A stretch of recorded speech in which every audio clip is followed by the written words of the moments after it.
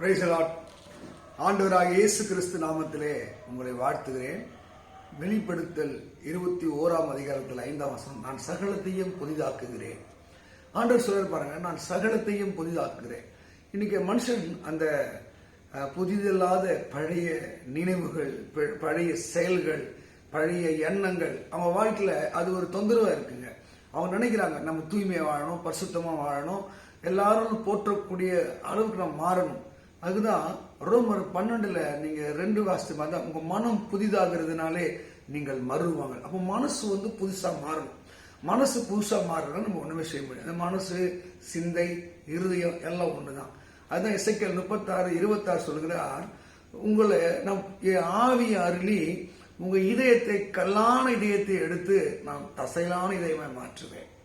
அப்ப ஆண்டவர் ஒரு நவமான இதயம், ஒரு புதிய இதயத்தை தருவார். நம்ம இதயம் புதுசா மாறிச்சு, எண்ணங்கள் புதுசா மாறிச்சுன்னா நம்ம வாழ்க்கை நடக்கிறதெல்லாம் புதுசா இருக்கும். நிறைய பேருக்கு இந்த தோல்வி எண்ணம் இருக்கும், அதுக்கு ஏமாற்றத்தின் எண்ணம் இருக்கும், சில பார்த்தீங்கன்னா பயத்தின் எண்ணம் இருக்கும்.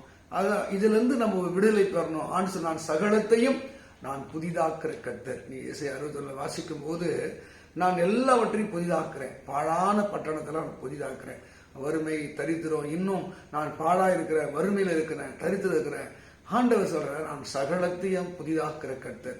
ஒருவேளை பஞ்ச பட்டியல ஏழ்மையில தரித்திருந்தாலும் கர்த்தர் எல்லாவற்றையும் புதிதாக்குவதாக வாக்கு பண்ணுகிறார்.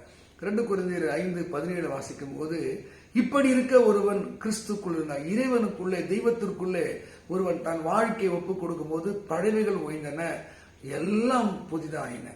அந்த புதிய அனுபவம் இருக்கு பாருங்க, அது உச்சமான ஒரு அனுபவம்.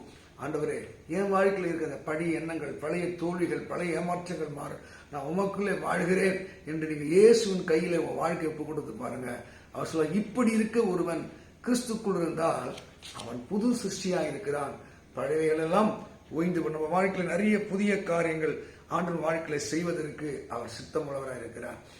பரிசுத்த ஆவியாருடைய அந்த சித்தத்தை, அவர் ஆவியாருடைய அந்த திட்டத்தை நீ நான் அறிந்து கொள்ள வேண்டும். பைபிள் சொல்லுது, உங்கள் உள்ளத்திலே புதிதான ஆவி, இந்த உள்ளத்துல ஒரு புதிதான ஆவி, தேவரால் நடத்தப்படுகிற அந்த புதிதான ஆவியை நம்ம ஏசப்பாட்ட கேட்கணும். ஆண்டவரே, எனக்குள்ள அந்த தோல்வி எண்ணங்கள், பயத்தின் எண்ணங்கள்லாம் மாறி ஒரு தைரியத்தை எனக்கு கொடுத்தாங்க, ஒரு சிந்தையிலே ஒரு வெற்றி எனக்கு தாங்க. ஆண்டவர், நான் தளர்ந்து போனவனாய், சோர்ந்து போனவனாய் காணப்படுகிறேன், எனக்கு ஒரு அற்புதம் செய்யும் போது அவர் சொல்லுகிறார், நான் சகலத்தையும் நான் புதிதாக்குகிறேன்.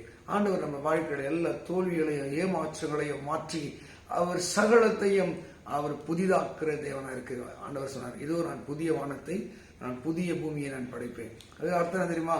நம்ம வாழ்க்கையில் நம்ம காண்கிற இந்த சூழ்நிலைகள் எல்லாவற்றையும் மாற்றி அவர் புதிய காரியங்களை செய்வதாக வாக்குப்படுகிறார். நீங்க ஏசாயா 43 நீங்க 19 வாசிக்கிற போது, இதோ நான் வனாந்தரத்தில் வழியும் அவாந்தருடைய ஆறுகளை உண்டாக்க நான் புதிய காரியங்களை. அப்ப ஆண்டவர் நம்ம வாழ்க்கையில என்ன சொல்லுகிறார்? பழைய தாட்டு, எண்ணம், சிந்தையெல்லாம் நீங்கட்டும்.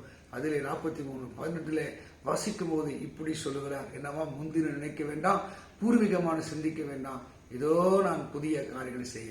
அப்ப ஏசப்பாவுடைய விடுதலையும் ஆசீர்வாதத்தை நீயும் நானும் பெற வேண்டும் என்றால் அவர் நம்முடைய இதயத்தை புதிதாக மாற்றினார், சிந்தைகளை புதிதாக மாற்ற வேண்டும்.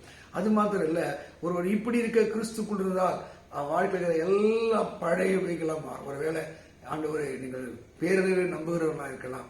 இன்றைக்கு முழு மனதோடு, முழு சிந்தையோடு, ஆண்டவரை நான் உன்னை நம்புகிறேன், நான் உன்னை ஏற்றுக்கொள்கிறேன், என் வாழ்க்கையில இருக்கிற பழைய ஆண்டவரை நிலையெல்லாம் மாறட்டும், நீ சகலத்தையும் புதிதாக்குற கர்த்தர் அல்லவா, என் வாழ்க்கையில ஒரு புதிய நன்மையை, ஒரு புதிய ஆசீர்வாதத்தை தாங்க ஆண்டவரேன்னு நீங்கள் மனவிட்டு அவர் சமூகத்தில் ஜெபிக்கும் போது, இதோ நான் புதிய காரியங்களை செய்கிறேன், வனாந்தரத்தில் வழியும் அவாந்தருடைய ஆறுகளை உண்டாக்குவேன் என்று சொன்ன வாக்கு கொடுத்த தேவன் உங்க வாழ்க்கையில சகலத்தையும் அவர் புதிதாக செய்வார், கண்டிப்பாக செய்வார். முந்தினவைகளை நினைக்க வேண்டாம் சொன்னார். நீங்க கஷ்டங்களையும் துன்பங்களையும் தோல்வியும் நினைக்க வேண்டாம். உங்களுக்கு புதிய ஆவியை தந்து உனக்குள்ள அந்த ஆசீர்வாதத்தை கட்டளையிட்டு, நான் எல்லாவற்றையும் புதிதாக்குற கர்த்தர், உள்ளத்திலே புதிதான ஆவியை தந்து ஒரு தைரியத்தை தந்து கர்த்தர் உங்களை ஆசீர்வதிப்பாராக. God bless you. God bless you. Amen.